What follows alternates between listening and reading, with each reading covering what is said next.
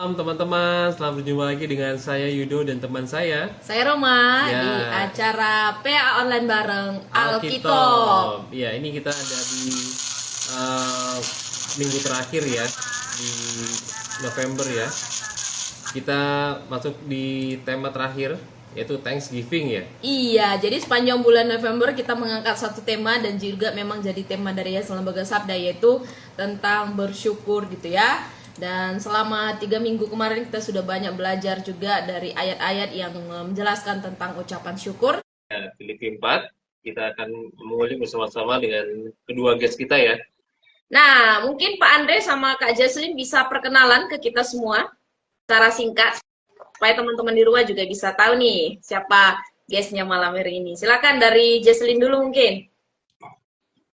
Oke, shalom teman-teman semuanya. Perkenalkan, nama saya Jesslyn Patricia Tewonto. Saya dari Sulawesi Tengah dan sekarang kuliah di Trawas semester 7. Oke, semester 7 ya.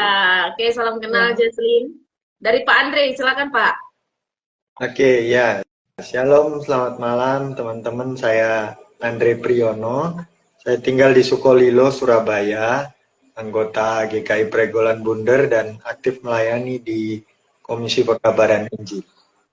Oke, salam kenal Pak Adri. Dan malam hari ini kita bukan hanya berempat saja, saya Kak Yudo, Pak Andre ataupun Kak Jaslyn, tetapi mengundang seluruh teman-teman yang ikut bergabung, baik dari followersnya Jaslyn, Pak Andre maupun followers IOPA yang sudah mengikuti live malam hari ini untuk nanti bisa terlibat dalam pendalaman Alkitab ya, karena kita memang melakukan secara bareng, namanya juga PA online bareng seri Alkitab gitu ya. Karena itu kita undang teman-teman juga, jangan malu-malu untuk share nanti dapat apa ataupun bertanya gitu ya tentang apa yang mungkin teman-teman bingung mau tanyakan kepada guest atau kepada kita semua di sini, kita cari sama-sama. Iya, karena kita ada di dalam Alkitab, yaitu satu seri yang dibuka oleh Yayasan Lembaga Sabda untuk menggali pasal-pasal yang terkenal, yang kita sering sebut sebagai pasal yang top. Makanya namanya Alkitab ya, dari sudut pandang yang baru, dengan metode yang kekinian yang relevan, yaitu dari Sabda, yaitu metode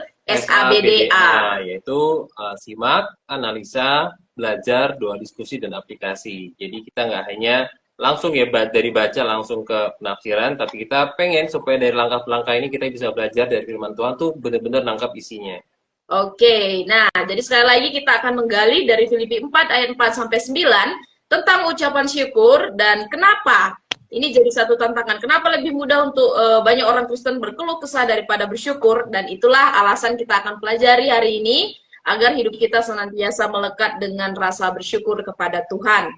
Oke, kita akan mulai di dalam doa. Untuk itu Kak Yudo bisa memimpin dalam doa pembukaan. Ya, mari teman-teman kita berdoa.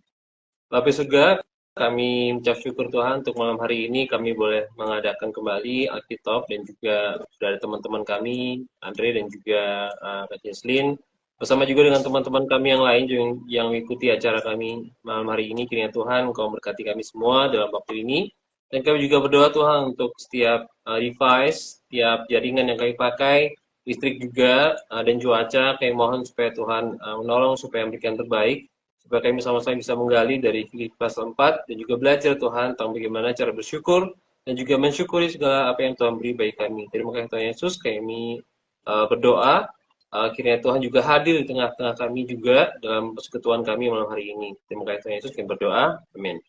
Amin. Oke, teman-teman di rumah, kenapa kita mengambil tema Filipi 4 ayat 4-9 ini dan juga dalam konteks sebulan ini? Karena ini juga satu alasannya karena seluruh dunia dan mungkin beberapa tempat di gereja-gereja di Indonesia orang-orang percaya juga merayakan yang namanya Hari Thanksgiving ya. Kalau teman-teman belajar tentang sejarah nanti bisa masuk ke situs blog.sabda, itu banyak sekali teman-teman dari staf layanan Sabda juga banyak berbagi story tentang mengapa Sabda merayakan Thanksgiving gitu ya. Karena kami melihat kalau kita lihat sejarahnya ini bermula pada perjalanan kaum Puritan Inggris di abad yang ke-17 ketika mereka mencari kebebasan untuk beragama. setelah mereka mengalami berbagai persekusi dan juga penganiayaan di Inggris gitu ya, akhirnya mereka memutuskan untuk meninggalkan Inggris dan pergi ke benua baru yaitu Amerika untuk mendapatkan kehidupan yang lebih baik. Dan ketika saat itu mereka menggunakan satu kapal namanya Mayflower, dan kapal ini sangat mendukung mereka ketika berangkat hari itu meninggalkan Inggris dan mendarat ke Amerika, tepatnya pada tahun 1620 di Plymouth pada Desember. Nah, kehidupan yang awal ini yang mereka ketika mereka pindah dari Inggris ke Amerika ini bukan hal yang mudah ya. Rasanya pindah mereka akan mendapatkan ketenangan dan lain sebagainya. Ternyata hidup sangat sulit. Hidup sangat-sangat berat gitu ya ketika mereka dihadapkan dengan kehidupan yang sulit dengan musim dingin yang sangat ekstrim, tempat berlindung mereka juga sangat seadanya dan lagi mereka sering gagal panen gitu ya. Dan pastinya bencana kelaparan ini terjadi karena dampak-dampak ini tadi gitu ya, gagal panen dan lain sebagainya. Akhirnya saat itu banyak sekelompok dari kaum Puritan yang sudah mendarat di Amerika itu mati gitu ya, mereka meninggal karena bencana kelaparan yang melanda. Tetapi di situ mereka tidak menyerah, mereka terus bertekun di dalam doa, dan dengan beberapa bantuan di sana mereka juga belajar lagi nggak menyerah dan bercocok tanam, dan akhirnya Tuhan menolong mereka. Dan ketika mereka hasil panennya itu berhasil, akhirnya mereka dedikasikan waktu mereka untuk mengadakan pesta ucapan syukur sebagai bersyukur untuk berkat Tuhan yang Tuhan berikan kepada mereka. Dan akhirnya perayaan Thanksgiving pertama kali dirayain pada tahun 1621, dan sejak itu 1989 sampai 1863 presiden dari Amerika itu secara resmi menetapkan perayaan Thanksgiving sebagai hari libur nasional pada Kamis terakhir bulan November. Berarti 3 hari lagi dari sekarang untuk punya waktu mudik. Biasanya dipakai untuk mudik juga ya, dan juga dimanfaatkan untuk mengucap syukur. Biasanya ada makanan-makanan yang disediakan, yang paling terkenal kalkun gitu ya, dan juga labu yang mereka pakai untuk bisa bersyukur bersama, kumpul-kumpul keluarga gitu. Nah, kira-kira kenapa kita adopsi ini untuk orang Kristen juga bisa mengadopsi Thanksgiving? Apakah ini Alkitabiah dan seperti apa nih kira-kira Kak Indo? Iya, kalau kita ngelihat ini Alkitabiah atau enggak, pertama-tama kita harus ngelihat ini orang-orang Puritan gitu, orang-orang yang mereka mengenal Tuhan, mereka murni gitu doktrinya, mereka mencari Tuhan gitu, dan mereka mendapat persekusi karena iman mereka itu. Dan yang kedua, udah banyak banget hal yang kita baca atau kita kemarin bahas dari Alkitab kita juga, ada banyak hal yang kita harus syukur dari Tuhan, dan ada perintah juga untuk mensyukuri apa yang Tuhan beri pada kita gitu. Jadi kalau tadi pada pertanyaan apakah orang Kristen perlu punya hari Thanksgiving, saya rasa perlu gitu ya, karena itu tadi, karena ada banyak hal yang Tuhan berikan pertama-tama, kemudian ada juga hal yang kita dapatkan mungkin nggak hanya di masa-masa masa-masa gampang istilahnya, tapi masa-masa yang sulit pun itu kita ada banyak tuntunan Alkitab untuk bersyukur, termasuk juga untuk hari ini Kak Roma ya. Jadi kita ngelihat dari Filipi pasal 4 ini juga adalah satu pasal yang cukup terkenal, yang itu membahas tentang surat bagian penutup dari surat Paulus kepada jemaat di Filipi gitu ya. Dan di sini kita bisa melihat ada banyak sekali nasihat-nasihat praktis dari Paulus yang mendorong umat Tuhan di Filipi untuk bersyukur. Padahal di sana itu nggak mudah. Jadi itu tuh kota Filipi itu adalah kota yang ditinggali oleh para pensiunan tentara Romawi gitu. Jadi mereka tuh sangat-sangat patriotik gitu. Dan kepercayaan Kristen yang adalah kepercayaan yang menganggap Yesus adalah anak Allah itu sangat-sangat bertentangan dengan pandangan Romawi bahwa kaisarlah anak Allah gitu. Jadi memang di situ ada banyak penganiayaan juga, ada banyak juga kesulitan, tapi mereka dipanggil untuk mengucap syukur. Nah, kita akan membahas ini lebih dalam lagi nanti dalam penggalian kita. Iya, jadi meskipun ini satu surat penjara ya, tapi kitab Filipi juga sering disebut sebagai kitab sukacita gitu ya. Jadi anehnya di dalam segala kondisi penjara yang dialami oleh Paulus, penganiayaan yang dihadapi oleh Filipi juga, orang-orang Filipi membuat sukacita itu nggak jadi satu alasan untuk nggak ada gitu, karena apapun yang terjadi, kondisi apapun yang dialami mereka, sukacita itu menjadi satu alasan untuk mereka bisa kuat di dalam Tuhan. Dan kita akan melihat ada 6 ayat yang akan kita gali bersama-sama hari ini dari Filipi pasal 4 ayat 4 sampai 9 tentang ucapan syukur. Dan nanti Pak Andri bisa baca ya Pak, dari ayat 4 sampai ayat 6. Nanti dilanjutkan Jesslyn bisa baca ayat 7 sampai ayat 9. Ya. Iya.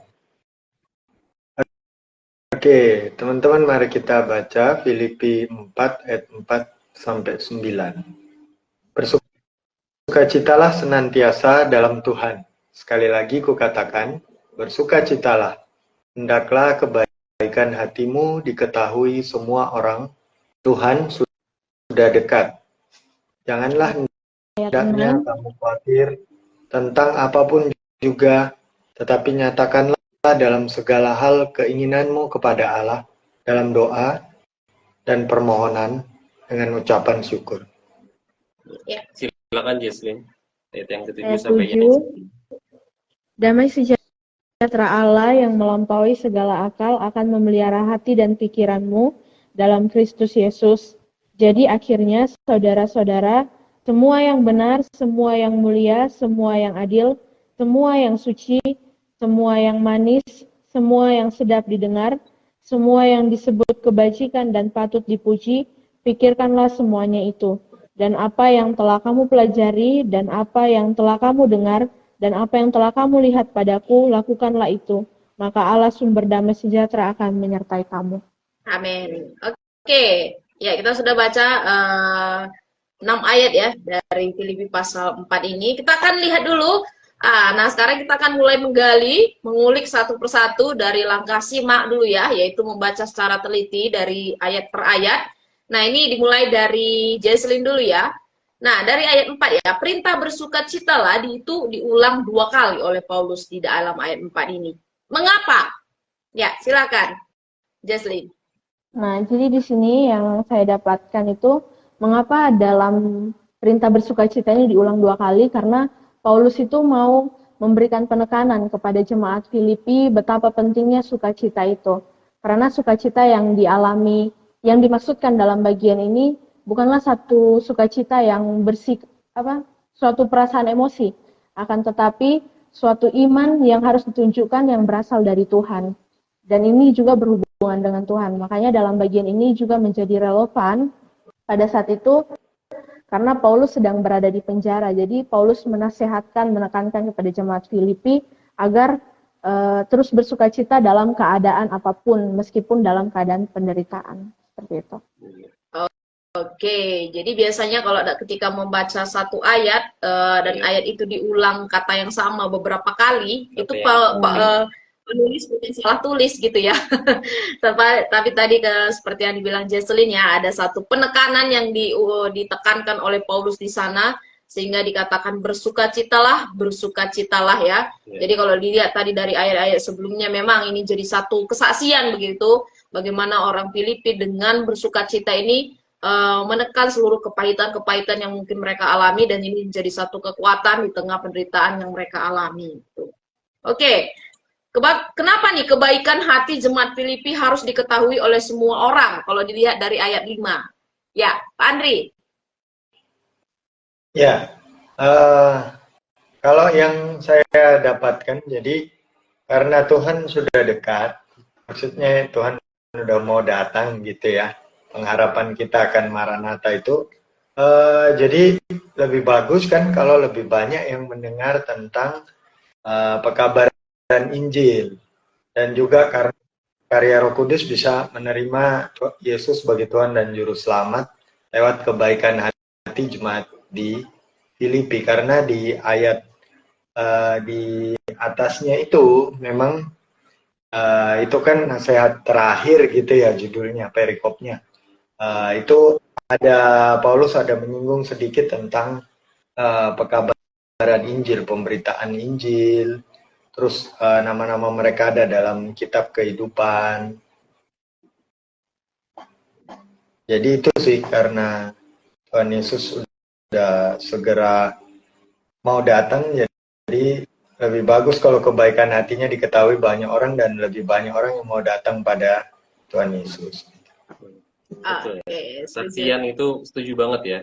Jadi tadi dibilang Pak Andre bilang, saya setuju banget. Di ayat yang ketiga itu disampaikan juga kayak tadi pekabaran Injil dilaksanakan, tapi juga ada orang-orang yang bersama-sama dengan Paulus yang juga berjuang bersama dia. Jadi orang Filipi juga dipanggil untuk melakukan kebaikan dan juga menunjukkan kebaikan hati supaya semua orang tuh bisa lihat gitu. Nah, karena si Paulus juga kan ada orang yang diutus kepada Paulus ya oleh jemaat Filipi ini juga untuk menolong dia. Jadi memang ini adalah satu panggilan untuk terus melakukan perbuatan baik atau kebaikan hati gitu, harus tunjukkan untuk bisa mengundang orang lain juga masuk ke dalam kepercayaan kepada Tuhan. Iya, jadi beda ya, orang-orang yang percaya di dalam Tuhan itu bukan orang-orang yang eksklusif. Injil hanya untuk diri sendiri kayak gitu ya, hanya untuk komunitas orang percaya saja, tetapi semua orang, bahkan anehnya orang mungkin yang menganiaya mereka saat itu pun kebaikan hati itu harus nampak kayak gitu ya, karena ini jadi satu satu perintah yang menyadarkan bahwa orang percaya memang harus berbeda dengan dunia gitu ya. Panggilan untuk memberitakan firman Allah dan kebaikan hati itu bukan hanya untuk diri sendiri, bukan pemuasan diri sendiri, tetapi juga orang lain. Harapannya orang lain juga bisa mengenal Allah. Nah, apa yang Paulus perintahkan kepada jemaat Filipi untuk dilakukan ketika mereka merasa khawatir dari ayat 6? Silakan, Jesslyn. Oke. Yang Paulus perintahkan ya kepada jemaat Filipi pada saat itu agar mereka ini jangan khawatir ketika mengalami berbagai macam perpecahan pada saat itu. Karena kita melihat juga kalau ternyata pemimpin mereka ini, Eudia dan Sintike ini juga mengalami ketidaksehatian dalam menjalankan pelayanan mereka. Jadi Paulus memerintahkan agar jemaat Filipi jangan khawatir, dan kalaupun mereka merasa khawatir, mereka itu harus menaikkannya dengan doa, dengan ucapan syukur, dan hal ini menunjukkan suatu sikap berserah kepada Tuhan dan sumber dan menolong kita untuk bisa membawa diri kita supaya kita menjadikan Tuhan itu sebagai pertolongan bagi umat manusia begitu. Oke. Ya, selain itu tadi nggak hanya menaikkan doa dan permohonan, tapi juga di sini di ayat yang ke-6 itu menaikkan doa dan permohonan dengan ucapan syukur. Ya, ini intinya di sini. Kalau lihat tema kita malam hari ini ya, naikkan ucapan doa dalam ucapan syukur gitu ya. Jadi khawatir, iya. Tapi bukan berarti jadi alasan untuk khawatir terus gitu ya, karena ada resep yang diberikan oleh Paulus, dan ini ada resep firman Tuhan gitu ya, untuk menyatakan segalanya kepada Allah dan juga mengubah fokus bukan pada kekhawatiran tetapi kepada Allah sebagai jaminan bahwa di dalam Allah ada ketenangan, ada damai gitu ya. Itu. Terus apa nih hasil dari melakukan perintah Paulus ini kalau dilihat dari ayat 7? Silakan Pak Andre. Ya. Kalau itu sudah jelas ya, jadi akan mengalami damai sejahtera yang dari Tuhan pastinya, bukan yang dibuat-buat sendiri. Yang dijelaskan Paulus di anak kalimatnya itu bahwa damai sejahteranya itu melampaui segala akal. Maksudnya seperti yang Pak Roma bilang, ya mungkin tetap khawatir ya, tapi fokusnya sudah berbeda, jadi kepada Tuhan. Ya, dan itu akan menolong untuk memelihara hati dan pikiran kita. Jadi ini juga damai sejahtera yang bersumber dari hati dan pikiran yang ditaruh di dalam Kristus Yesus. Gitu. Amin. Ya, kenapa hati dan pikirannya? Kenapa nggak tangan atau kaki gitu? Tapi ini kan juga kan ditulis dalam penjara gitu ya. Dan Paulus nggak sekadar menulis atau sekadar tanda kutip berkhotbah buat orang-orang Filipi, tapi juga menjalani khotbahnya, menjalani tulisannya sendiri, yaitu dia bisa bersukacita dalam kesulitan itu ya. Jadi dia udah banyak kali menghadapi pemenjaraan, menghadapi ketidakadilan, tapi dia bisa menasihati orang yang dia kasihi untuk bisa turut bersukacita, turut dalam kesulitan mereka bersyukur kepada Allah. Itu benar-benar satu message yang kuat banget dari Paulus pada jemaat yang dia kasih. Iya. Oke, saya juga tadi sempat berpikir kenapa hati dan pikiran akan terjaga ketika melakukan perintah itu tadi ya untuk menyatakan semuanya di dalam doa dan keinginan ke hadapan Tuhan. Karena hati kalau di ayat lain dikatakan adalah pusat dari dari kehidupan ya, dan pemikiran juga adalah biasanya akan melalui dari sana akan masuk ke hati untuk bisa terekspresi gitu ya. Jadi ya ketika hati kita dipancari oleh damai sejahtera Allah, ketika otak kita atau pikiran kita didasari oleh damai dan kasihnya Allah, maka semua gangguan-gangguan itu akan hilang. Gitu ya. Tapi bukan berarti ketika gangguan itu datang kita nggak usir kayak gitu ya. Di sini adalah satu resep juga yang diberikan untuk itu tadi terus-menerus untuk menyatakan damai sejahtera Allah ini ada di dalam setiap kondisi hati dan pikiran kita. Karena ini akan pusat yang akan menjalankan seluruh dari aspek kehidupan kita gitu. Jadi dari hati dan pikiran harus memang disinari dulu oleh damai dan kasihnya dari Allah. Oke. Nah, ini bagian yang cukup menarik ini dari ayat 8 ini. Sebutkan 8 hal yang harus dipikirkan oleh jemaat Filipi oleh saat dilanda rasa kekhawatiran dari ayat 8. Ya. Mungkin dari Kak Jesslyn? Ya, di dalam ayat 8 ini mengatakan hal-hal yang harus dipikirkan sama jemaat Filipi itu ketika dilanda rasa kekhawatiran. Yang pertama, itu benar, mulia, adil, suci, manis, sedap didengar, kebajikan, dan patut dipuji. Oke. Kira-kira mungkin ada penjelasan dari Jesslyn atau Pak Andre, kenapa 8 hal ini penting gitu ya? Kenapa 8 hal ini tuh harus dipikirkan? Itu tadi dalam pikiran dan juga dalam hati. Mungkin bisa mau menjawab?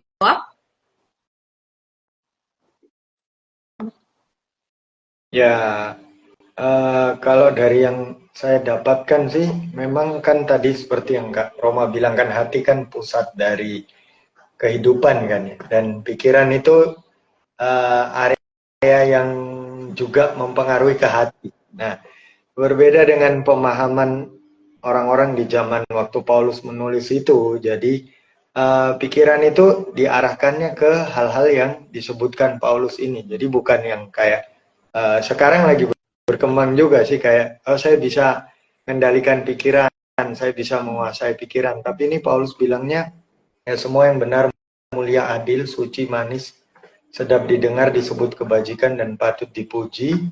Ya, saya rasa itu ada kaitannya dengan yang di ayat-ayat di atasnya. Jadi memang karena Paulus itu bersyukur untuk persatuan atau kesatuan antara jemaat Filipi dengan Tuhan Yesus, dan juga dia ada menyinggung tentang pemberitaan Injil yang dilakukan teman-temannya yang disebutkan namanya itu. Jadi saya rasa ini kayaknya hal yang disebutkan 8 hal itu merujuk ke karya Kristus sih, karena memang itu yang paling mulia, adil, benar, suci, manis, sedap dengar itu tadi.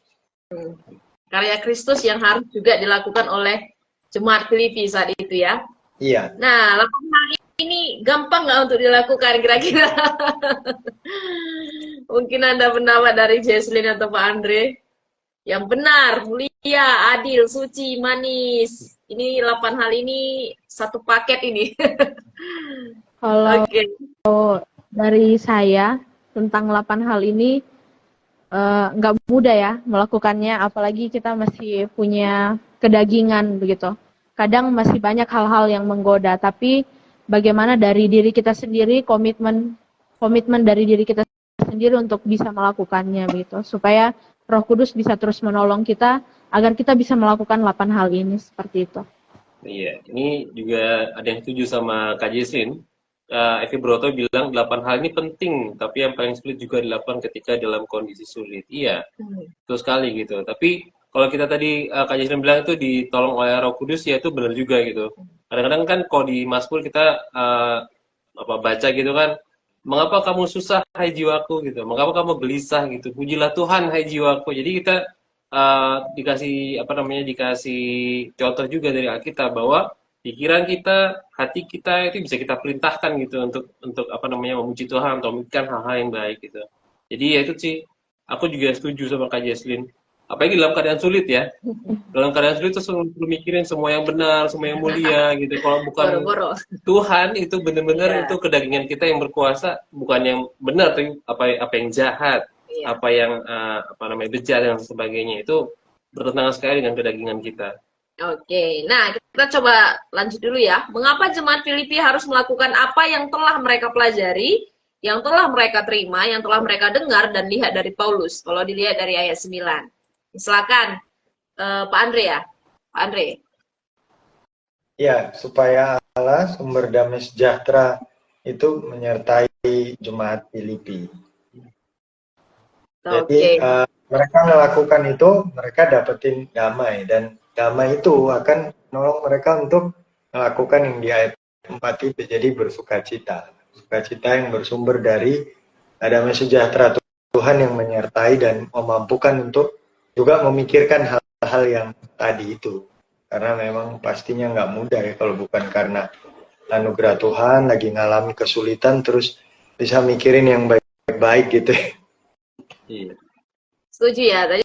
Jadi diulang lagi nih. Tadi di atas sudah ada kata damai sejahtera Allah menyertai pikiran hati, dan di bawah juga lagi semua yang sudah dijelaskan, yang sudah diterima juga sekali lagi damai sejahtera Allah juga yang akan menyertai kayak gitu. Jadi sebenarnya kita nggak berjalan sendiri gitu ya. Kita nggak berjalan individu setiap hari gitu, karena ada damai sejahtera Allah yang nggak dimiliki oleh orang-orang yang nggak ada di dalam Allah. Ini hanya khusus untuk orang-orang yang ada di dalam Allah gitu, yang akan mengalami penyertaan Allah, dan ini adalah hasil dari hidup yang mengalami Allah, melakukan ajaran Allah, dan juga bertindak sesuai dengan ajaran Allah. Ya, bukan hanya damai sejahtera, tapi Allah sumber damai sejahtera. Jadi ya bukan hanya bendanya atau yang pengen dapat dari Allah, tapi dia sendiri, Allah sendiri yang akan menyertai orang-orang Filipi ini dalam menghadapi kehidupan mereka sebagai murid Kristus.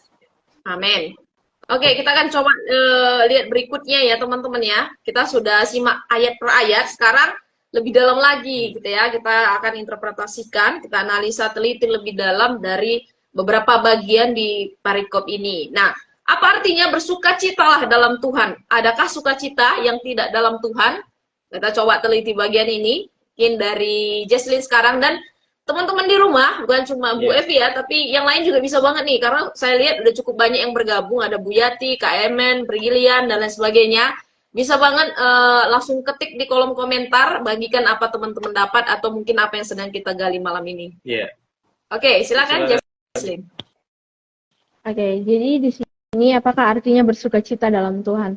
Nah, teman-teman kalau kita melihat ya, bersukacita dalam Tuhan itu diartikan dalam bagian ini adalah sebuah sikap kita sebagai orang percaya kepada Kristus, yang dimana kita ini harus memiliki sikap yang bergantung atau bertumpu pada Allah, dan pikiran kita ini tentang Allah haruslah pikiran yang menyenangkan. Nah, artinya ketika kita bisa bersukacita di dalam Kristus, maka apapun yang terjadi dalam kehidupan kita, kita bisa hadapi semuanya dengan baik, dan meskipun kita mengalami tantangan, mengalami penderitaan, kita tetap bisa bersukacita di dalam Tuhan.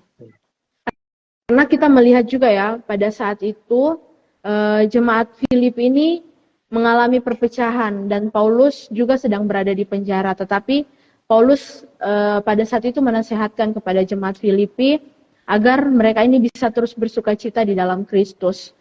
Dan jadi ketika kita mengalami penderitaan, mengalami perpecahan, sukacita itu kita harus tetap rasakan dalam Kristus. Karena ketika kita bisa merasakan hal tersebut, maka penderitaan mungkin atau pergumulan-pergumulan yang berat kita alami, kita tetap bisa lewati semuanya dengan baik. Ketika kita bisa bersukacita di dalam Kristus. Kemudian dalam bagian yang selanjutnya, kalau dikatakan apakah ada bersukacita di dalam bersukacita di luar Kristus ya? Apa tadi pertanyaan? Kira-kira ada nggak sukacita yang tidak di dalam Tuhan? Nah, kalau sukacita yang tidak di dalam Tuhan ada. Yang menurut saya temukan itu ada, sudah tentu ada. Dan sukacita tersebut itu di sini saya melihat ternyata itu bersifat duniawi begitu. Sukacita yang tidak dalam Kristus. Bersifat duniawi yang ternyata sukacita itu hanya sementara saja. Contohnya kayak sukacita dari kekayaan atau kesuksesan atau kenikmatan yang bersifat duniawi. Mungkin ketika kita mendapatkan kesuksesan, mendapatkan kekayaan tersebut dalam diri kita, mendapatkan hal tersebut dalam diri kita itu hanya bersifat sementara saja. Apalagi itu berbicara tentang duniawi begitu. Kayak contohnya ya, yang melibatkan dosa, seperti melakukan hal-hal yang tidak berkenan di hadapan Tuhan, kayak apa ya, korupsi, mencuri, seks bebas, itu suatu kesenangan memang, tapi itu sukacitanya hanya bersifat sementara saja. Gitu. Iya. Kalau dari Pak Andre, adakah tambahan ataukah setuju? Ya, saya setuju sih. Memang selain sementara juga biasanya menimbulkan rasa bersalah kalau sukacita yang di luar Tuhan. Karena yang dibilang tadi sama Kak Jesslyn, ya itu senang mungkin waktu melakukannya. Tapi setelah itu dikejar perasaan bersalah dan nggak ada damai sejahtera justru. Saya itu juga melihat mungkin sukacita di luar Tuhan itu, mungkin tolong dikoreksi kalau salah, tapi saya melihat kayak kita mungkin bersukacita di atas penderitaan orang lain. Misalkan ada teman yang lagi kesulitan gitu kan, gagal ngerjain tugas, nggak lulus ujian, dimarahi atasan, atau mungkin yang sering nih ya, yang saya tahu ya, saya juga sering berdosa di situ sih. Jadi nonton video kegagalan orang gitu, tapi malah ketawa gitu, mungkin jatuh ya atau apa gitu. Saya pikir itu sukacita, tapi bukan di dalam Tuhan, karena itu di atas penderitaan orang. Yeah. Jadi sependapat juga Pak Barnabas Trioso, di luar Tuhan memang ada sukacita, namun hanya sementara. Tapi sukacita dalam Tuhan itulah sukacita sejati dan abadi. Amin. Yeah. Ini apa namanya? Iya, kita juga lihat nih Kak Rebecca juga bilang, pertama jemaat Filipi harus bersukacita karena sukacita faktor. Kayaknya. Ya, belum kepotong. Bisa ditulis lagi ya Kak Jenny ya. Tapi intinya yang aku dapat dari teman-teman juga dan aku setuju adalah sukacita dalam Tuhan berarti apa namanya, bukan hal-hal di luar Tuhan yang menjadi sumber sukacitanya gitu. Jadi kayak tadi udah banyak lah contoh-contohnya dikasih Kak Jesslyn sama juga Pak Andre juga, dan itu sukacita yang berasal dari Tuhan, bukan dari dunia. Kalau kita lihat tadi juga dari dunia ada banyak hal yang kelihatannya baik gitu ya, kelihatannya nikmat, tapi juga kata Pak Andre menimbulkan rasa bersalah, dan juga itu apa namanya, mungkin dosa juga ya, dosa juga bisa menjadi satu hal yang awalnya sukacita, menyenangkan gitu, tapi lama-lama itu membawa kepada kita satu kehancuran. Oke, ini Kak Evi Broto, kalau dari diri sendiri rasanya tetap sulit ya. Oh, ini yang tadi untuk bersukacita dalam apa namanya, dalam Tuhan saat-saat penderita gitu ya, menyebutkan 8 hal tadi ya. Kalau dari diri sendiri rasanya juga tetap sulit ya. Ini perlu pertolongan Roh Kudus, firman-Nya, dan juga hati yang mau taat. Akhirnya Tuhan menolong kita. Amin. Amin. Ya, jadi kita sukacita bukan karena faktor-faktor yang ada di sekitar kondisi kita, baik nggak baik, itu bukan alasan untuk kita nggak bersukacita gitu ya. Tetapi sukacita yang di luar Tuhan itu sangat dipengaruhi. Kalau kondisinya lagi nggak baik, maka sukacita juga rasanya drop gitu ya. Yang ada hanya marah-marah dan lain sebagainya gitu ya. Jadi sukacita yang di dalam Tuhan ini tidak tergantung pada keadaan, karena ini adalah satu pengharapan gitu di dalam janjinya Tuhan, di mana Dia akan memberikan sukacita senantiasa kepada orang-orang yang hidup di dalam Dia. Apa artinya berdoa kepada Allah dengan ucapan syukur? Nah, kita kulik sekarang ya, tadi kata sukacita, sekarang berdoa kepada Allah dengan ucapan syukur.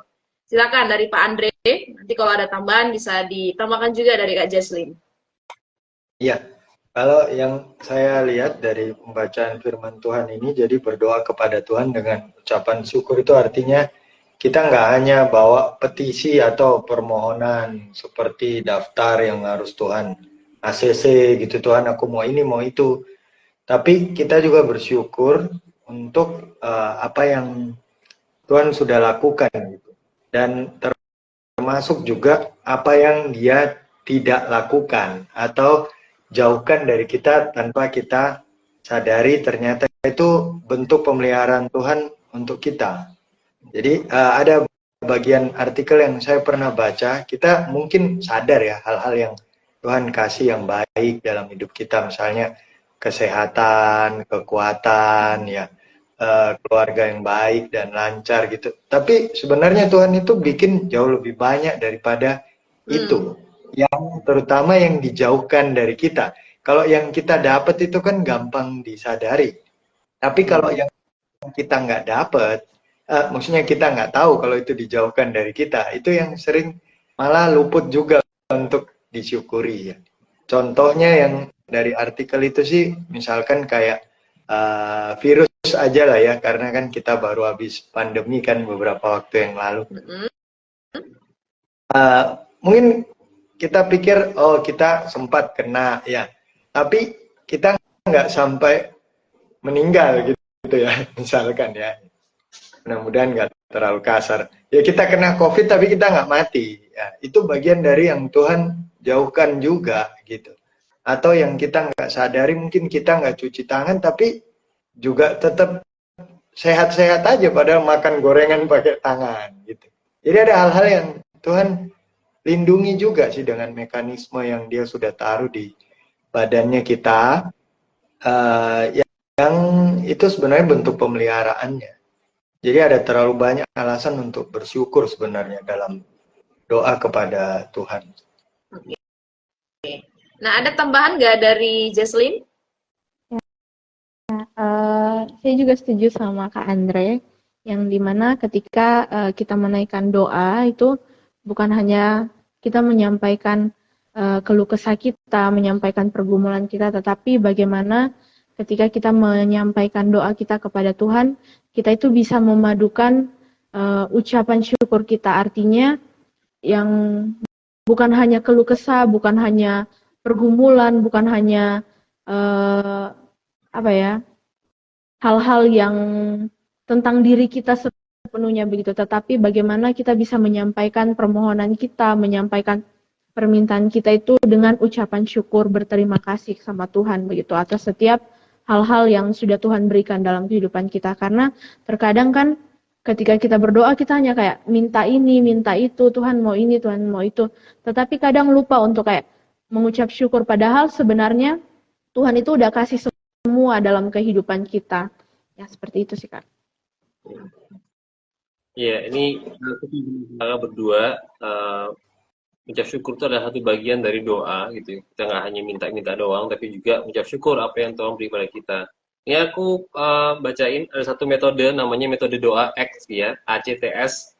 Itu singkatan dari A itu adoration, adoration itu memuji Tuhan. Kemudian C confession, mengakui dosa-dosa kita di hadapan Tuhan. Kemudian T thanksgiving, mengucap syukur, dan juga S supplication, yaitu permintaan atau permohonan kita kepada Tuhan. Jadi memang ini guide for prayer ya, bimbingan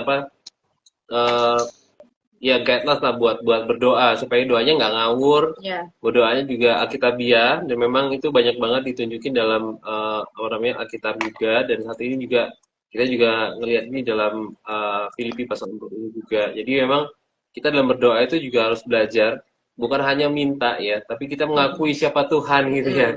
Mengakui siapa itu Tuhan, apa dosa kita terhadap Dia, dan juga kita mengucap syukur atas apa yang Tuhan beri. Bahkan kayak Pak Andrew bilang tuh, kalau kita dalam keadaan yang tidak baik, atau kita nggak tahu apa yang sedang kita hadapi, itu mungkin Tuhan juga sedang menjauhkan sesuatu dari kita ya. Nah, itu harus disyukuri juga gitu, bahwa Tuhan itu dalam segala hal Dia baik dan tidak berubah gitu ya.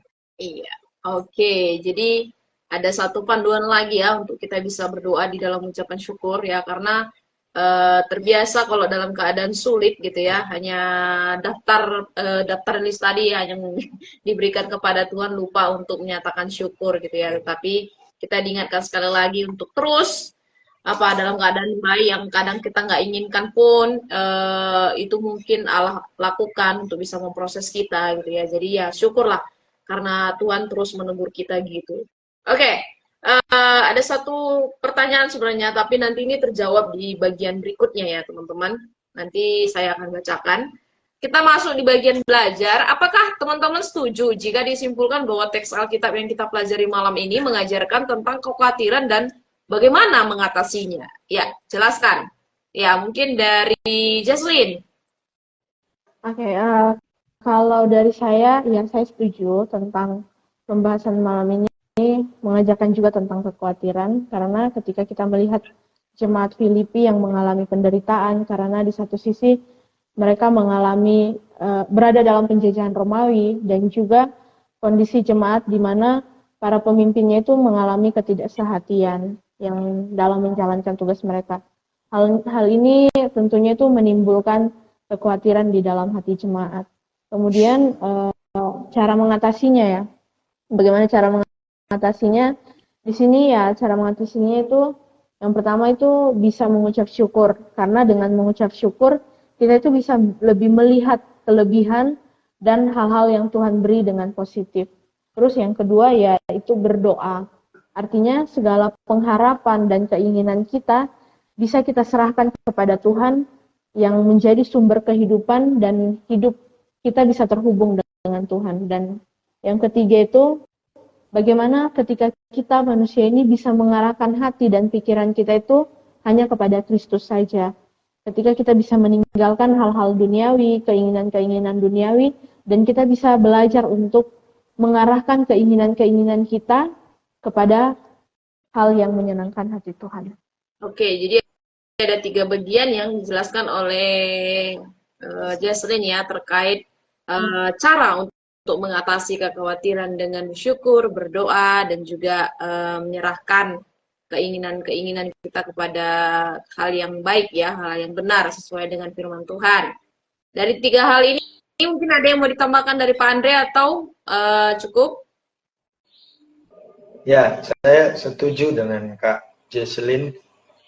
Kembali lagi yang tadi, semua yang benar, mulia, adil, suci, manis, sedap didengar, disebut kebajikan dan patut dipuji itu, ya itu bagian dari mungkin yang dibilang Kak Yudo tadi ya, itu kayak adoration sih. Jadi bagian dari semua yang kita pikirkan itu anugerah Kristus dalam hidupnya kita. Kayak kalau kita baca Mazmur kan kadang Engkau Allah Israel yang sudah membebaskan umatmu dari tanah Mesir, membawa keluar, bla bla bla gitu. Itu kan bagian dari adoration terhadap karya Tuhan kan. Sedangkan sebenarnya kita punya pemicu adoration atau pemicu kekaguman terbesar itu ya apa yang sudah Tuhan Yesus lakukan lewat karyanya di kayu salib, kebangkitannya dari kubur kosong. Jadi itu yang bagian dari doa juga yang bisa kita jadikan sebagai membuat hati kita itu kagum sama Dia gitu. Nah itu menolong untuk mungkin mengesampingkan kekhawatiran gitu. Jadi yang fokusnya jadi Tuhan, karena kan Dia udah melakukan banyak hal. Iya, benar. Di dalam kitab Filipi ini, surat Filipi ini ada 16 kali kata bersuka cita juga diulang-ulang, makanya sering bilang orang memang ini surat sukacita gitu ya. Karena ini salah satu untuk kita bisa mengatasi kekhawatiran ya. Tetap bersuka cita di dalam Tuhan. Apapun yang terjadi di dalam hidup ini, nggak ada alasan nggak bersuka cita, karena semua yang Tuhan kerjakan sudah lebih dulu diselesaikan gitu ya.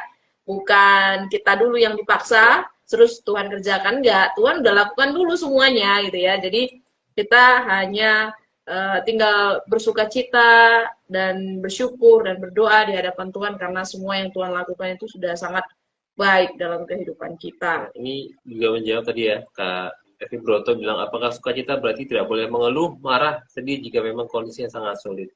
Ya saya rasa juga di Filipi ini juga tadi seperti ada juga Kak Jesslyn bilangin tadi, sebenarnya Paulus nggak mengabaikan itu gitu. Beneran ada konflik antara Euodias Syntyche. Kemudian juga ada penganiayaan, ada tekanan-tekanan dari luar juga gitu. Dia nggak mengabaikan, tapi dia mengarahkan bagaimana ketika dalam kesulitan itu tidak berfokus pada kesulitannya, tapi datang kepada Tuhan, datang dengan apa namanya doa, permohonan dan juga ucapan syukur tadi. Jadi saya harap itu juga menjawab tadi ke Evi Broto juga. Oke, ini sebenarnya akan sangat berkaitan dengan bagian sebelumnya ya. Mengapa mengucap syukur menjadi salah satu cara mengatasi kekhawatiran? Ya, silakan dari Pak Andre.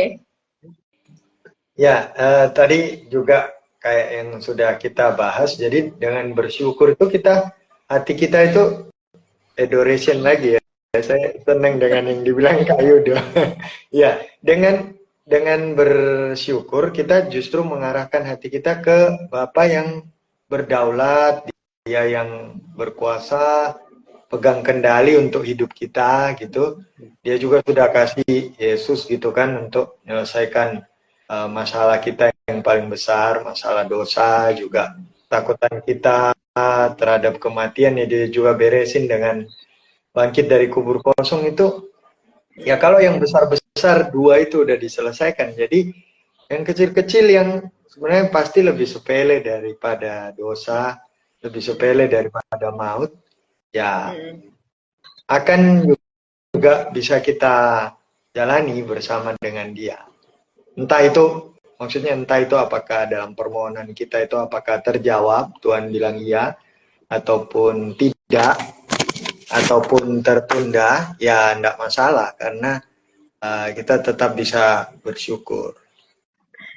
Oke, ya jadi terlalu banyak alasan untuk kita bersyukur karena berkat Tuhan sangat banyak. Kebaikan Tuhan terlalu banyak gitu ya. Kalau mau diingat itu sebenarnya nggak ada alasan untuk kita khawatir karena terlalu banyak berkat yang Tuhan berikan gitu ya. Jadi ucapan syukur ini jadi salah satu cara untuk kita bisa mengatasi kekhawatiran dan ketakutan yang terjadi gitu. Bahkan ini juga cara untuk kita bisa lebih percaya kepada Tuhan, karena ketika kita khawatir kita sedang meragukan tuh benar nggak Tuhan tolong, benar nggak gitu ya. Jadi mari bersyukur untuk setiap apa yang Tuhan berikan. Nah, bagian berikutnya, mengapa orang Kristen lebih senang berkeluh kesah? Ini kita banget nih, kita semua mungkin pernah di sini ya, saya sendiri juga pernah. Mengapa orang Kristen lebih senang berkeluh kesah saat dilanda rasa kekhawatiran daripada bersyukur? Ya, silakan Jesslyn. Mengapa orang Kristen lebih senang berkeluh kesah? Ya, saya juga sering ada di posisi itu ya. Karena mungkin kenapa lebih senang berkeluh kesah? Headsetnya dinaikin. Oke. Ya, mengapa orang Kristen lebih senang berkeluh kesah saat dilanda rasa kekhawatiran daripada bersyukur? Karena mungkin orang Kristen itu lebih melihat atau lebih berfokus pada situasi sulit, pada kesusahan yang dialami, dibandingkan dengan berkat-berkat Tuhan yang sudah didapatkan setiap hari begitu. Jadi mengapa hal itu sering terjadi, bahkan dalam kehidupan saya pun sering sekali terjadi begitu, apalagi kalau sudah banyak sekali tugas-tugas yang masuk, mungkin saya lebih melihat kenapa ya, kayaknya lebih banyak tugas-tugas begitu, jadi itu yang sering mengganggu begitu, padahal tanpa saya sadari Tuhan itu terus menolong hidup saya, buktinya sampai saya bisa ada di titik seperti itu. Oke, ada tambahan nggak dari Pak Andri? Selain fokus kepada situasi sulit, ada nggak bagian lain yang orang Kristen banget nih dan mungkin jadi pelajaran? Ya. Iya. Kalau saya sering itu sih, kalau ngobrol-ngobrol sama teman-teman ya. Jadi kita ini manusia berdosa yang sudah ditebus Kristus kan ya. Jadi ya memang masih ada natur berdosa yang dikikis terus sama Roh Kudus kan dalam proses pengudusan gitu kan. Jadi memang kita ini masih sering berpusat ke diri sendiri, terus di hatinya kita juga mungkin ya saya lah ya, bukan orang lain. Ada berhala-berhala yang kayak seperti misalnya kenyamanan, ya pengen yang nyaman gitu kan, mungkin menghindari rasa sakit ya, manusiawi banget ya. Kita pengen tahu hari esok itu kayak bagaimana sih. Lebih bagus kalau kita dapat yang pasti-pasti aja daripada yang nggak jelas. Kan mungkin kita udah punya rencana terus kita pengennya itu hasil dari upaya kita itu sesuai dengan apa yang kita rencanakan atau jadi ekspektasinya kita. Nah itu sebenarnya ketenangan semu sih, karena itu semua berfokus ke diri sendiri gitu kan. Ya kalau semuanya lancar, kalau semuanya baik, kalau semuanya senang, nggak ada kesakitan ya saya nggak perlu mengeluh gitu. Tapi kan sebenarnya justru lewat hal-hal yang nggak sesuai harapan kita, kegagalan juga yang tidak terduga, yang kelihatannya mungkin hancur, malah seringkali Tuhan balikin untuk bukan supaya jadi lebih baik sebenarnya, tapi supaya kita malah dibentuk makin serupa Kristus gitu. Karena kalau semuanya baik-baik, kita nyaman, bisa mengendalikan sesuatu, kayaknya kita bakal lupa bersyukur deh.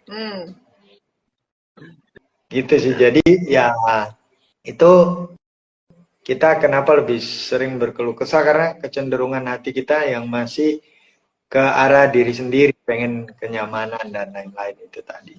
Yang sebenarnya perlu dikikis lewat kesulitan gitu. Nyikisnya pakai apa lagi kan kalau bukan lewat kesulitan? Karena kalau seneng pasti lupa bersyukur kan. Iya benar. Kalau susah mungkin lupa bersyukur juga, tapi seenggaknya lebih bisa diarahkan untuk bersyukur daripada kalau senang. Kadang lupa gitu. Kalau senang tuh kadang lupa Tuhan tuh ada. Iya, semuanya enak kok. Ini ada tanggapan dari Pak Andi ya. Haha, seperti bangsa Israel sangat kuat dari Mesir, selalu berkeluh kesah gitu ya. Walau sudah melihat pimpinan Allah dan keajaibannya, itulah mengatur tabiat dosa dalam manusia. Nah ini juga Airlan juga bilang berkeluh kesah atau sambat di bahasa Jawa ya. Sambat itu salah satu stress relief Kak. Iya, memang salah satu stress relief yang tadi katanya Pak Andre itu salah satu apa namanya, bikin tenang ya semu sementara gitu ya. Tapi kita juga pasti nggak ini ya, nggak mau kita denial gitu ya.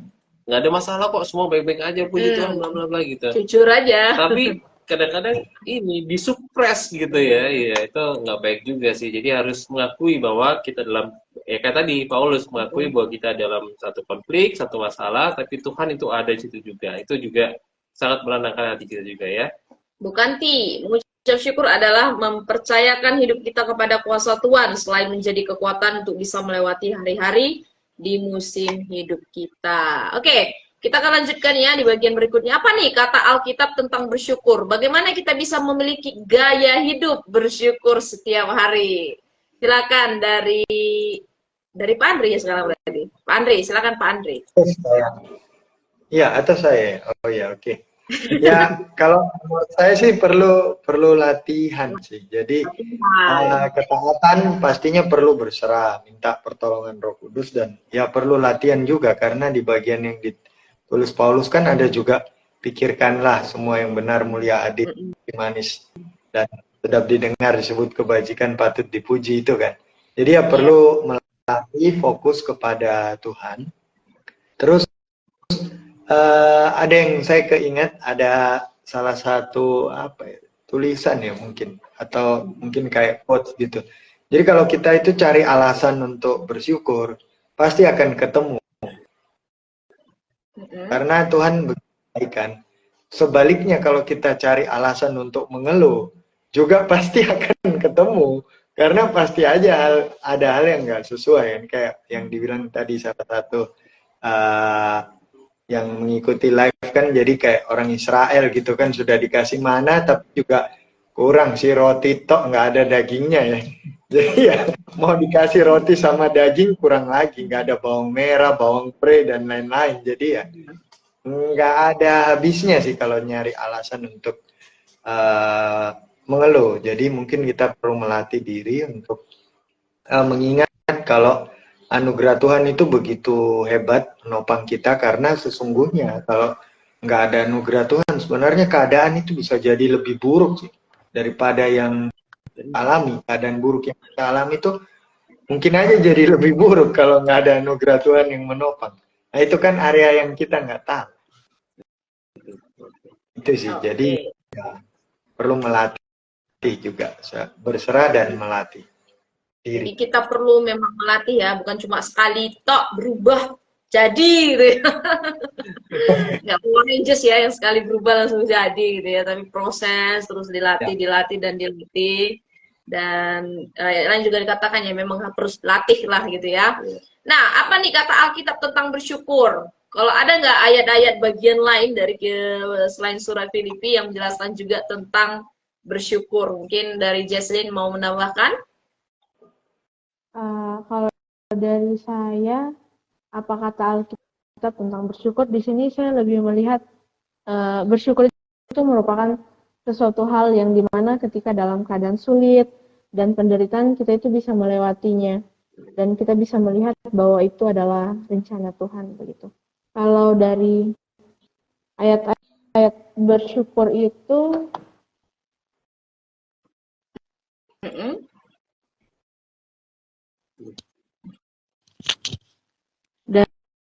dari kita bisa lihat ya dari 1 Tesalonika 5. Ya. 1 Tesalonika, suara saya kedengaran? Kedengeran, silakan. Ya. 1 Tesalonika 5 ayat 18. Oke. Ini dari saya. Ya, ini yang minggu lalu ya. Iya. Mengucap syukurlah di dalam segala hal. Ya. Ada bagian banyak lagi sih sebenarnya kalau kita dilihat banyak di surat Paulus lainnya, Filipi, Kolose dan lain sebagainya juga banyak sekali ayat-ayat yang menjelaskan tentang ucapan syukur, mengucap syukur gitu ya. Jadi udah nggak ada alasan sebenarnya nggak bersyukur, tapi tetap aja orang Kristen selalu punya alasan untuk nggak bersyukur gitu ya, karena serangkaian hal yang terjadi itu tadi. Dan Pak Andi mengatakan bersyukur setiap hari dapat dimulai dengan belajar melihat semua yang dengan percaya bahwa ada Allah bekerja di dalamnya. Belajar melihat hal yang negatif dengan paradigma yang kebenaran firman Tuhan akan menjadi latihan yang bagus untuk belajar bersyukur. Nah, harus biasakan ya, mulai ngelihat hal-hal yang ada di sekitar kita atau terjadi dalam diri kita itu sebagai apa dari sudut pandang Tuhan ya, bukan dari diri kita sendiri ya. Oke, di bagian terakhir sebelum kita selesai malam hari ini, apa saja nih yang sering teman-teman khawatirkan? Mungkin sharingkan 1 hal, 2 hal yang sering mungkin masih dikhawatirkan. Dan bagaimana teman-teman mengaplikasikan nasihat Rasul Paulus malam hari ini untuk bersyukur saat merasa khawatir. Silakan dari Jesslyn dulu, nanti ditutup oleh Pak Andre. Ya, kalau ditanya apa yang sering dikhawatirkan, mungkin saat sekarang itu saya itu lebih sering mengkhawatirkan tentang masa depan saya, studi saya di tempat ini, bagaimana pelayanan nanti saya ke depannya. Itu yang mestinya yang sering mengganggu, yang sering menjadi kekhawatiran dalam hidup saya. Dan kemudian kalau mau mengaplikasikan ya dalam kehidupan, mengaplikasikan nasihatnya Rasul Paulus ini dalam kehidupan saya itu memang nggak mudah begitu. Ketika dalam khawatir kita seperti ini, mau mengucap syukur begitu, kadang memang nggak mudah. Tapi bagaimana dari dalam diri saya punya komitmen begitu supaya saya bisa menjalankan meskipun dalam kekhawatiran sekalipun, saya harus tetap bisa mengucap syukur, saya harus tetap bisa mengandalkan Tuhan dan pikiran-pikiran saya itu tetap harus tertuju kepada Tuhan, karena yang satu hal yang saya bisa dapatkan begitu yang menjadi penguat saya, kalau Tuhan sudah tolong saya di semester-semester yang lalu, pasti Tuhan akan tolong saya di semester-semester yang kedepannya, bahkan sampai saya menyelesaikan studi saya begitu. Amin. Terima kasih untuk sharing dan juga sekaligus komitmen ya, untuk janji akan tetap bersyukur gitu ya, melihat masa depan di dalam pimpinan Tuhan. Dari Pak Andre mungkin silakan Pak. Kalau saya dulu itu sering khawatir kalau saya nggak bisa menjaga atau mengelola apa yang Tuhan berikan gitu untuk saya. Jadi mungkin kayak seperti komunitas ya di rumah Singgah Mawari tempat pernah Kak Roma datang kan ya. Itu juga mungkin kalau ada acara-acara yang akan berlangsung, terus orang tua terutama itu kayak ada rasa, tapi dulu sih memang kayak itu saya harus jaga supaya itu baik-baik saja gitu. Tapi itu sebenarnya berhala juga sih sebenarnya itu kan, mau memastikan semuanya baik-baik aja, padahal ya saya tahu saya nggak mampu, banyak keterbatasan, dan saya khawatir jadinya karena ya nggak bisa apa-apa juga kan.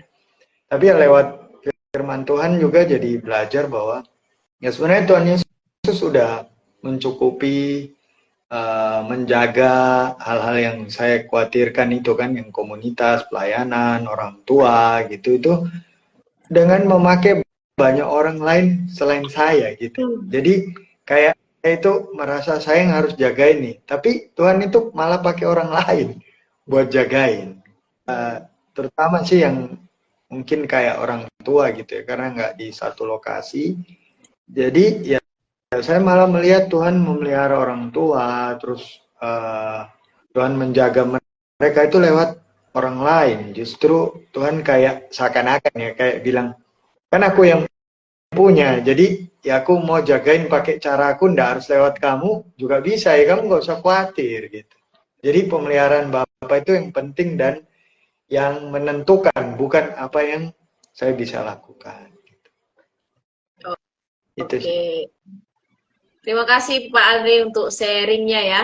Sekaligus ini juga jadi komitmen bahwa Allah juga tetap akan menolong gitu. Nah, ini ada tanggapan dari Ibu Kanti lagi. Jadikanlah bersyukur menjadi budaya dan habit kita. Seperti mengucap kata terima kasih kepada siapapun yang sudah menolong kita gitu ya. Tadi memang perlu dilatih sebagai habit dan juga budaya orang Kristen setiap hari ya, untuk mengucap syukur karena Filipi sudah menegaskan kepada kita pada malam hari ini bagaimana kita bersyukur, bagaimana kita menyampaikan keinginan kita untuk mengatasi kekhawatiran di dalam doa kepada Tuhan dengan 8 aspek itu tadi ya, semua yang baik, yang benar, yang suci, itu yang kita pikirkan. Dan pastinya seperti apa yang ada di dalam kaosnya Pak Andi nih, silakan disampaikan apa nih Pak, tulisan di kaosnya, kayaknya menarik. Iya, jadi ini tuh salah satu apa ya, kayak tema yang kami bawakan di Rumah Singgah Mawari. Kami pengen bagi gospel value gitu kan ke mereka. Cuman kalau mau yang terlalu rumit kan nanti sulit dipahami. Jadi kami coba pakai susah senang syukur selalu. Jadi sama-sama semua di depannya kan. Jadi baik susah maupun senang kita tetap bisa bersyukur karena Tuhan baik. Amin ya, 4S ya. Entah itu susah, entah itu susah, senang, selalu bersyukur selalu. Ya, kiranya ini menjadi habit tadi ya, Ibu Kanti bilang menjadi habit dan budaya yang baru bagi kita orang-orang percaya. Sebenarnya bukan hal baru, karena dari awal Allah selalu menegaskan kepada kita untuk mengucap syukur karena ada Allah yang menyertai, ada Allah yang menolong gitu ya. Jadi sekali lagi bukan karena kitanya bisa mampu gitu ya, tetapi karena Allah yang sudah memberikan, Allah yang mendorong kita juga, dan sukacita ini adalah satu buah roh gitu ya, yang dimiliki oleh semua orang-orang yang sudah mengenal Allah, dan kita bisa dapatkan ini untuk kita senantiasa itu menyerahkan segala hidup kita, kekhawatiran kita di dalam tangan Allah, dengan percaya bahwa Allah yang senantiasa menolong hidup kita. Ini Kak Yudo akan menyampaikan kesimpulan sebagai sekaligus juga penutup malam hari ini. Dan sekali lagi untuk mengingatkan kita ya bahwa Thanksgiving ini adalah waktu untuk kita bisa bersyukur bersama. Hari Kamis biasanya kalau di Sabda, Bapak Ibu dan teman-teman, kita biasanya di Sabda ada biasanya 2-3 jam ya, kita akan pakai untuk kita bisa refleksi, mengingat kebaikan Tuhan selama 1 tahun ini dan juga untuk masa depan. Dan biasanya kita sharing di dalam seluruh teman-teman staff, dan kita naikkan ucapan syukur kita. Jadi 1 hari benar-benar kita dedikasikan untuk bersyukur kepada Tuhan. Mungkin bisa nanti hari Kamis, teman-teman bisa ambil waktu setengah jam, 1 jam untuk bisa bersyukur. Walaupun setiap hari memang waktunya untuk bersyukur ya, tapi dedikasikan waktu 1 hari itu sangat bagus sekali menurut saya. Iya, bisa juga belajar untuk ngelis ya. Kayak tadi Pak Andre bilang, kalau ketemu kalau mau cari apa yang kita syukuri, pasti akan ketemu gitu ya. Daripada cari apa yang nggak kita syukuri, lebih cari apa yang kita syukuri supaya kita bisa memikirkan tadi ya 8 hal tadi gitu. Oke, ini kesimpulan dari saya dari pengalaman malam hari ini. Ya, saya juga terberkati gitu ya. Saya ngerasa bahwa bersyukur itu adalah bagian yang integral dari kehidupan orang Kristen. Karena di Alkitab disampaikan, kemudian juga dari kehidupan para rasul juga disampaikan contoh-contohnya juga. Dan juga dengan bersyukur, mengucap syukur, kita mengakui kedaulatan Tuhan dalam segala hal. Jadi kita belajar melihat siapa Tuhan, siapa kita, dan kita bersyukur atas perbuatannya dan juga atas pertolongannya kepada kita. Ya, itu selamat belajar mengucap syukur teman-teman. Kiranya kita tidak hanya seperti hari ini aja mengucap syukurnya ya. Tapi mulai, kayak tadi bilang, kita mulai habit yang baru yaitu untuk mengucap syukur kepada Tuhan dalam segala. Amin. Selamat bersyukur, selamat merayakan Thanksgiving dan biasa. Minggu depan kita akan bertemu dalam tema yang baru yaitu karena minggu depan sudah tanggal 2, kita sudah masuk ke bulan Desember dan kita akan melakukan suara kita Agak kresek-kresek Kak Roma. di mute dulu untuk audio dari teman-teman. Oke, ya.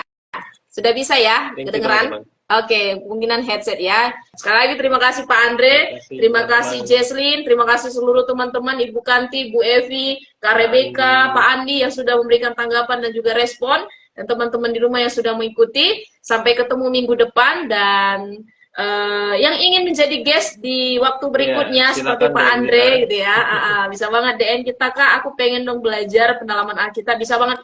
Siapapun bisa gitu ya, tidak terbatas umur dan usia, dan hatinya muda, jiwanya muda, itu bisa ikut kayak Pak Andre nih. Ya, belajar firman Tuhan bersama-sama dengan teman-teman dari seluruh Indonesia ini ya. Oke, nah saya minta kesediaan Pak Andre bisa menutup dalam doa, Pak. Bisa di-unmute dulu. Oke, ya. Mari kita berdoa. Bapa, kami bersyukur kepadamu, ini suatu kesempatan yang sangat baik bagi kami. Kami bisa diingatkan kembali untuk selalu bersyukur, terutama karena apa yang Yesus sudah lakukan untuk kami. Dia mau datang ke dunia mengambil rupa hamba, menjadi sama dengan kami, taat sampai mati di kayu salib, demi menyelamatkan kami, dan juga bangkit dari kubur yang kosong untuk memberi kami pemulihan relasi dengan Bapa, dan menyediakan tempat bagi kami untuk nantinya bersama-sama dengan Dia. Kiranya hati kami dibuat kagum senantiasa atas karya Kristus yang tuntas untuk kami. Dan biarlah kami juga Tuhan mampukan di dalam topangan anugerah-Mu untuk bisa berlatih bersyukur setiap hari, mencari apa yang bisa kami syukuri, dan menghubungkannya dengan apa yang Tuhan sudah lakukan untuk kami. Dan atas segala kebaikan Tuhan bagi kami mau senantiasa bersyukur. Tuhan menolong kami kiranya ketika kami bersyukur di waktu yang susah ataupun di saat yang senang, orang bisa melihat juga bahwa kami punya damai sejahtera yang datangnya dari Bapa sendiri, yang diberikan untuk memelihara hati dan pikiran kami, sehingga mereka juga tertarik untuk mau mengenal siapa Tuhan Yesus yang kami percayai. Terima kasih untuk kesempatan menggali firman-Mu bersama dengan Kak Yudo, Kak Roma juga, Kak Jesslyn, dan juga rekan-rekan yang lain ikut memberikan masukan untuk kami. Biarlah kami terus punya kerinduan menggali firman Tuhan, belajar firman Tuhan, dan taat mengikuti apa kata firman Tuhan. Kami serahkan seluruh hidup kami ke dalam tangan Tuhan yang pegang kendali atas segala sesuatu. Demi Kristus Yesus Tuhan kami. Amin. Amin. Terima kasih Pak Andre. Ya, terima kasih Jesslyn. Roman, Kak Jesslyn, teman-teman. Terima kasih Kak Yudo, Kak Roma. Terima kasih Kak Andre. Kita pamit semua ya teman-teman di rumah. Salam. Ayo PA. Jadi minggu depan kita akan kembali bertemu di dalam tema yang baru. Kita sudah memasuki bulan Natal. Dan sepanjang selama 1 bulan ke depan kita akan belajar tentang nubuat, tentang Natal ya. Yaitu kelahiran Yesus dari Yesaya pasal 9 ayat 1-6.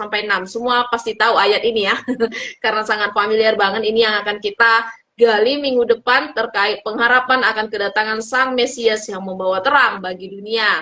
Teman-teman yang lagi persiapan Natal, yang sedang refleksi tentang Natal dan mengapa sih setiap tahun merayakan Natal, bisa gabung banget kita bersama-sama menggali gitu ya, sebagai dasar fondasi kita untuk mengenal Allah kita yang sudah datang ke dunia untuk menyelamatkan kita melalui PA Online Bareng Alkitab sepanjang bulan Desember.